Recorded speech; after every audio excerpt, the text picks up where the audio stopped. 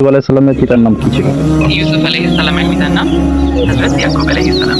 হযরত ইয়াকুব আলাইহিস সালামের পিতার নাম কি ছিল? ইয়াকুব আলাইহিস সালামের পিতার নাম হযরত ইসহাক আলাইহিস সালাম। হযরত ইসহাক আলাইহিস সালামের পিতার নাম কি ছিল? হযরত ইসহাক আলাইহিস সালামের পিতা হযরত ইব্রাহিম আলাইহিস সালাম।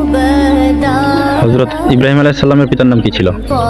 ইসলামিক ইতিহাসে হযরত ইব্রাহিম আলাইহিস সালামের পিতার নাম আজার বলা হয়, তবে কিছু তাফসীরবিদের মতে আজার ছিল তিমুকি পূজারীর নাম। হযরত ইব্রাহিম আলাইহিস সালামের মাতা নাম ছিল আমনা। উনি মূর্তি পূজারী ছিলেন।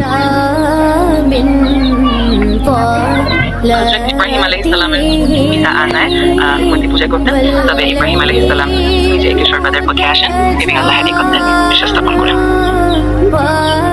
হযরত ইব্রাহিম আলাইহিস সালাম ইসলাম ধর্ম গ্রহণ করার আগে উনি হিন্দু ছিলেন, বা উনি অন্য মূর্তি পূজারী ধর্মাবলম্বীদের সন্তান ছিলেন, এটা বলতে চাচ্ছ?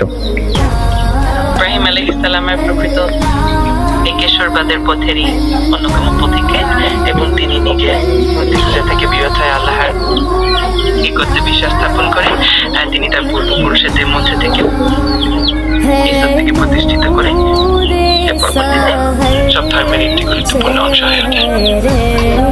তিনি মূর্তি পূজাকে প্রাধান্য দেননি, তাই তিনি মুসলমান ধর্মে বিশ্বাসী হয়েছেন, এটা বলতে চাচ্ছ?